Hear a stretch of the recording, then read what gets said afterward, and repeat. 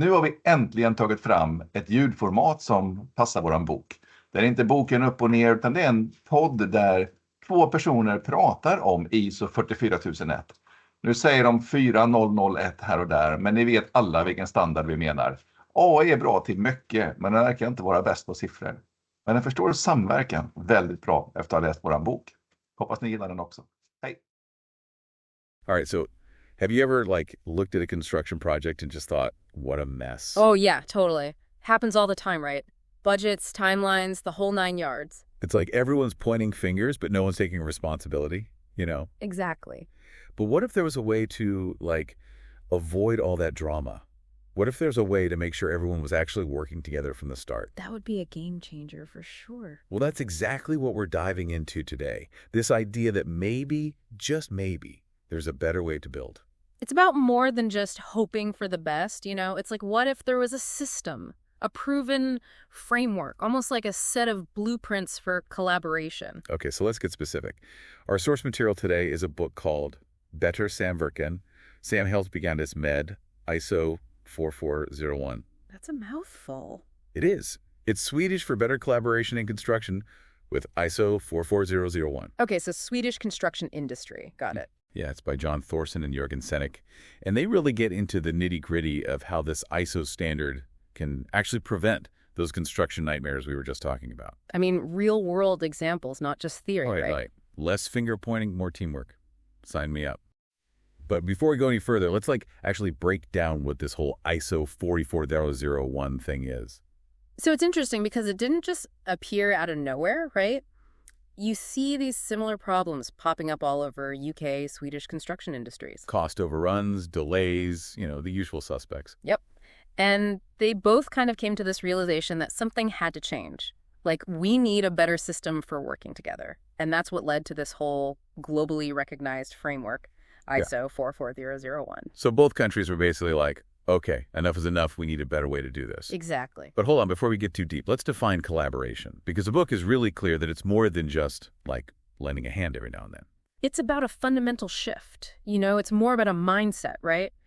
The book uses this Swedish phrase, hjälps vi åt, which basically means we help each other. We help each other. Okay. Yeah, and it's about really being partners, working towards the same goal, not just everyone out for themselves, So less like a bunch of separate contractors doing their own thing and more like a well-oiled machine, everyone working in sync. Okay, yeah. That's a great way to put it. And that's where ISO 44001 comes in. It's like the manual for building that well-oiled machine. I love a good visual. Think of it like a T. Okay, a T. I'm listening. So the horizontal bar, that represents company-wide systems and policies, the stuff that supports actual collaboration. Imagine your company's leadership actively promoting a culture of teamwork. So setting the stage for teamwork to actually happen, top down. Exactly. Then you've got the vertical bar. That's the part that guides the entire life cycle of each project. So how you actually do the collaboration, step by step.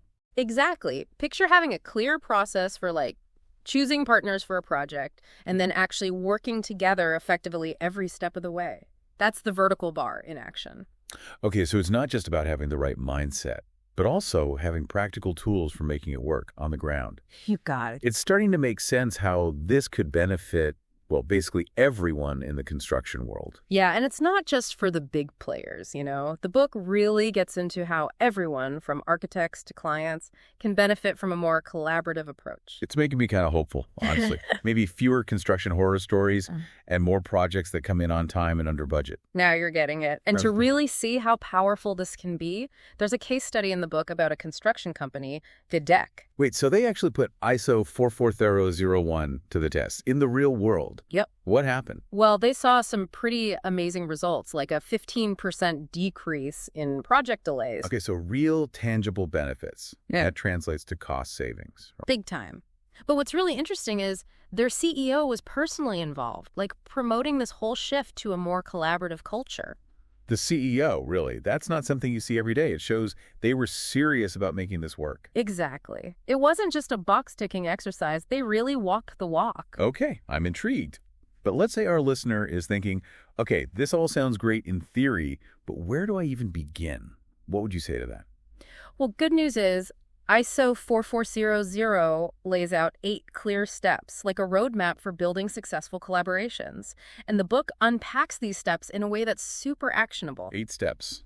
Okay, give us a sneak peek. What's step 1? It starts with the most basic question, right? Is collaboration even the right approach for this situation? You don't want to force it where it doesn't fit. Right, some projects just aren't meant to be a group effort, right? Exactly. And then it walks you through building a business case, assessing your own readiness for collaborating, and picking the right partners. It's about being strategic and intentional right from the start. So, no more rushing into partnerships and just hoping for the best. Not if you're following ISO 4401. It's a totally different way of thinking. Okay, that makes sense. But choosing the right partners, that sounds kind of tricky. It is. And the book gives some great advice on what to look for. It's more than just technical skills. You need partners who share your values and have a proven track record of collaborating well with others. It's like assembling your construction dream teams, right? People who can work together seamlessly toward a shared vision. Okay, I like where this is going. Good. And once you've got that dream team, the next step is to build a solid foundation. Clear processes, communication, and a shared approach to dealing with conflicts. Because conflicts are inevitable, right? Especially in construction. Things get tense. Oh, absolutely. But the key is having a plan, a way to handle those conflicts constructively so they don't derail the whole project. And ISO 44001 gives you a framework for that. So it's not about avoiding conflict altogether. It's about using it as an opportunity to, learn and grow. Exactly. And that brings us to the really exciting part, adding value through collaboration. This is where you tap into everyone's different expertise. So, everyone brings something unique to the table, and the whole becomes greater than the sum of its parts. You got it. And there's this great story in the book that illustrates this perfectly. There's this client who kept using this acronym LOA in their brief, and none of the partners knew what it meant. Uh-oh, that sounds like a recipe for disaster. Miscommunication right from the start. It could have been. But instead of just making assumptions, they asked the client to explain. And it turned out LOA stood for leasable office area, which is the key metric for their profitability. So once they understood what the client truly valued, they could design a better solution. Exactly, a total win-win. And it wouldn't have been possible without that open communication, really listening to each other's needs. That's a powerful example of how collaboration can lead to, unexpected breakthroughs. It is, and it shows the importance of working together smartly. Okay, so we've got these 8 steps taking us from is collaboration even the right choice? To look at all this amazing value we're creating together. But there's one piece missing. Leadership. Ah, yes, leadership. It's the glue that holds it all together. The book emphasizes this role, the SER, that's the senior executive responsible for championing collaboration at the company level. So it's not just about having a policy. It's about having someone at the top who truly believes in this approach. Someone who's actually willing to walk the walk. Exactly. And even though it's not in the standard itself, the book talks about needing a designated collaborative leader within each project too. So someone to keep everyone focused on the shared goals, navigate all those inevitable conflicts. Exactly. Like the conductor of an orchestra, making sure everyone's playing in harmony. Okay, so we've laid out the potential benefits of ISO 4401, and it sounds pretty amazing. Fewer delays, happier clients, more innovation, and ultimately a more collaborative and successful construction industry. Sounds good to me. But in the next part of our deep dive, we'll get into the nitty-gritty of how to make this actually work in the real world. What are the potential pitfalls, and how can we overcome them? Stay tuned.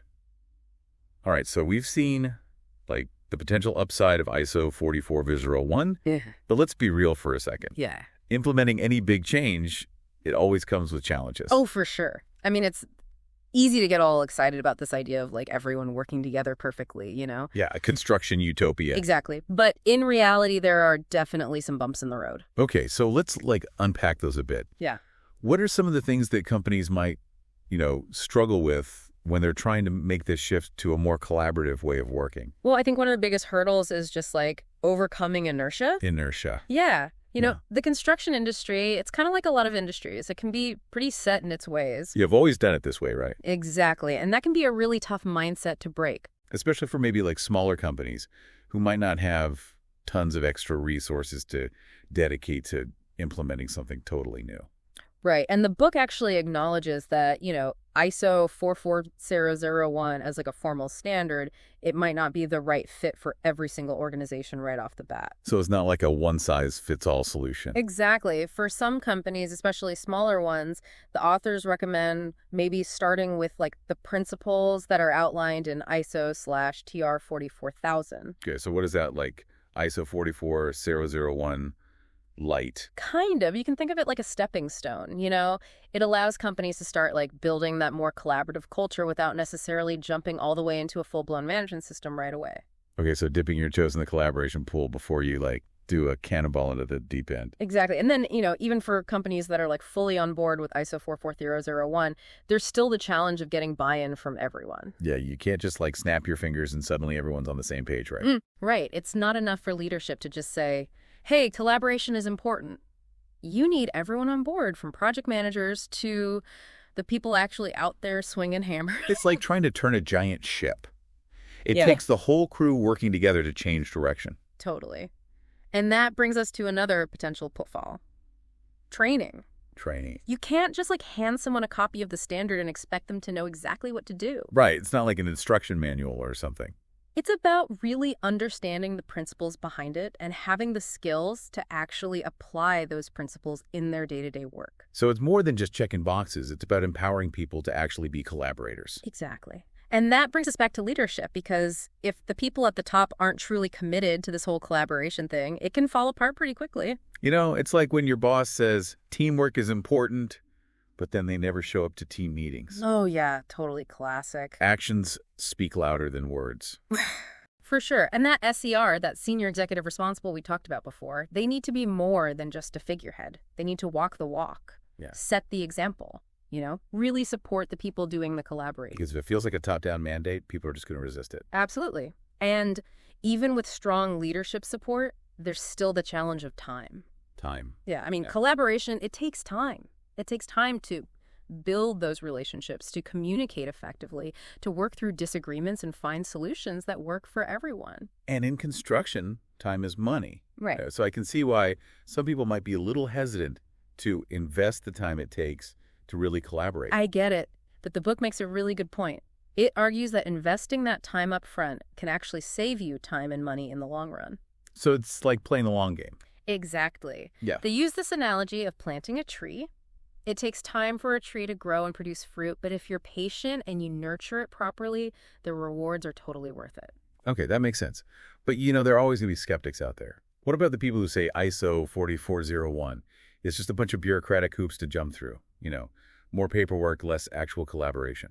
Yeah, it's a fair point. There's always that risk with any formal standard that it can become too focused on, you know, ticking boxes and filling out forms. Instead of actually getting stuff done. Right. But the book is very clear about this. It emphasizes that ISO 44001 is a framework.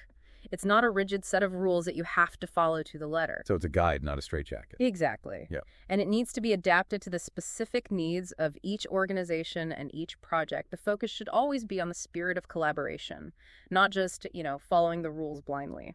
Right, so it's about using the framework to guide you towards those more effective and mutually beneficial partnerships, not just filling out forms for the sake of it. Exactly. And one of the things that helps prevent it from becoming too bureaucratic is this emphasis on continuous improvement. It's not a static system. It's designed to evolve as you learn and grow. So you're constantly like checking in, seeing what's working, what's not, and making adjustments. Exactly. The standard encourages you to regularly assess how well the collaboration is going, identify areas for improvement, and make changes. It's a dynamic process, not a one-time fix. Okay, that's reassuring. But let's talk about the construction industry specifically. Mm-hmm. Are there any like unique challenges that companies in this sector need to be aware of when it comes to implementing ISO 44001? That's a great question.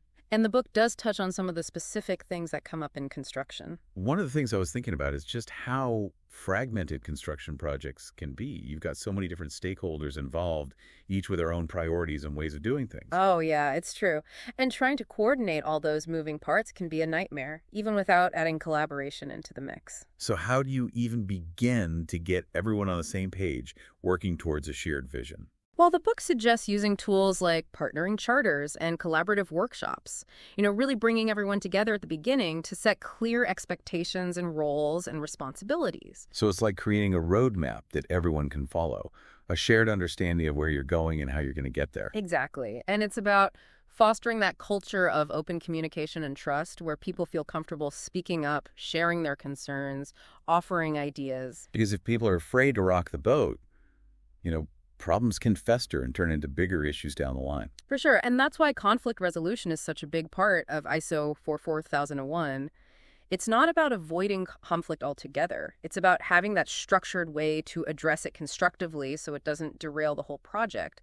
So turning those disagreements into opportunities to learn and find even better solutions. Exactly. And that can be especially tricky in construction where, contracts and legal agreements can create this kind of adversarial dynamic. It's that us versus them mentality that can be so harmful to collaboration. It's like everyone's lawyered up and ready for a fight before the project even begins. It can feel that way sometimes. But the book encourages this shift away from that adversarial mindset and towards a more collaborative contracting approach. So less about winning and losing, more about finding solutions that benefit everyone involved. Precisely.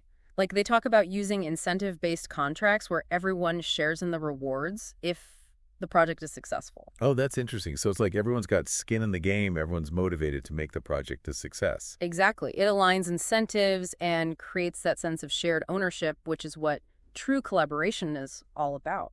So it's not just about changing individual behaviors. Yeah. It's about changing the systems that drive those behaviors. You got it. But beyond contracts, it's about creating that culture of trust and mutual respect where open and transparent communication is just the norm. It's about building relationships, not just completing transactions. And that takes time and effort, but as the book argues, it's an investment that pays off big time in the long run. So to sum up, if you're ready to embrace a more collaborative approach, start by honestly assessing your own strengths and weaknesses, and then carefully choose partners who complement those skills. And don't forget that all-important Samverkan's plan to set those clear expectations from the very beginning. Right. And remember, ISO 44001, it's a guide, not a rigid set of rules. Adapt it to your needs, focus on the spirit of collaboration, and be open to continuous improvement. Okay, great advice. So to our listener, we hope this deep dive has given you a glimpse into the potential of ISO 44001. It's not a magic bullet, but it's a really powerful framework for creating a more collaborative and ultimately more successful construction industry. And remember, as the book reminds us, we're truly better together. So in the final part of our deep dive, we'll explore those challenges in a bit more detail and talk about what it might take for ISO 4401 to truly reach its full potential. Stay tuned. Okay, so we've talked about some of the potential pitfalls, right? And even some of the skepticism around ISO 44001. But let's say our listener is convinced, like they're thinking, all right, I want to try this whole better together thing. Where do they actually start? It's great that they're ready to take that step, and honestly, the best place to start is with a little self-reflection.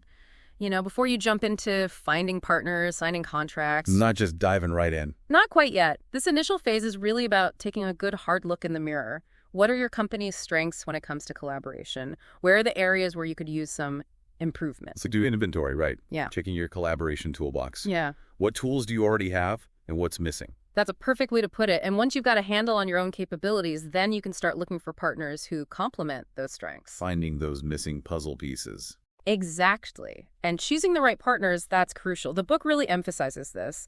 It's about looking beyond just their technical skills. You need to consider their collaborative competency. Collaborative competency. Okay, what does that even mean? It's their track record, right? Yeah. Have they actually worked well with others in the past? What's their communication style like? Can they build trust? These are the things that really matter. So it's almost like choosing teammates for a relay race. You don't just want the fastest runners, you want the ones who can pass the baton smoothly. Exactly. It's all about teamwork. And once you've put together that dream team, then it's time to lay the groundwork. You need a clear plan for how you're actually going to collaborate. Okay, so like a roadmap for the whole partnership. Right. In Swedish, it's called a Samverkans plan, basically, a collaboration plan. It outlines the goals, the roles, the responsibilities, all the ground rules for working together. So everyone knows what to expect right from the start. And it's important that everyone's involved in developing this plan. It's not something one party just dictates to everyone else. It's a team effort from the very beginning. Got it. What else goes into this master plan? One really crucial element is a clear process for handling conflicts. Because let's be honest, disagreements happen. Yeah, even with the best intentions, right? Yeah. People are going to bump heads sometimes. Exactly. And the book's very clear about this. It's not about avoiding conflict altogether. It's about having a structured way to address it so it doesn't blow up into a bigger issue. So turning those disagreements into opportunities to learn and find better solutions. Exactly. It takes open communication, being willing to listen to each other, and finding solutions that actually benefit everyone. It's about more than just winning or losing an argument. Okay, I can get behind that. But it sounds like it requires a pretty big shift in mindset, especially in construction, where it can feel very much like an us versus them situation a lot of the time. I know what you mean. But ISO 424001 really encourages a different way of thinking about contracts. It's more about sharing both the risks and the rewards of the project. So everyone's invested in the outcome together. Exactly. They even talk about using incentive-based contracts. Oh, right. So everyone has a stake in the project's success. If the project does well, everyone benefits. Right. And that can be a powerful motivator for collaboration. It's about aligning everyone's incentives. So it's not just about changing how individuals behave. It's about changing the systems that shape those behaviors in the first place. You got it. But even beyond the contracts themselves, it's about building a culture of trust and mutual respect. Open, honest communication needs to become the norm. So it's really about building relationships, not just completing transactions. And that, like anything worthwhile, takes time and effort.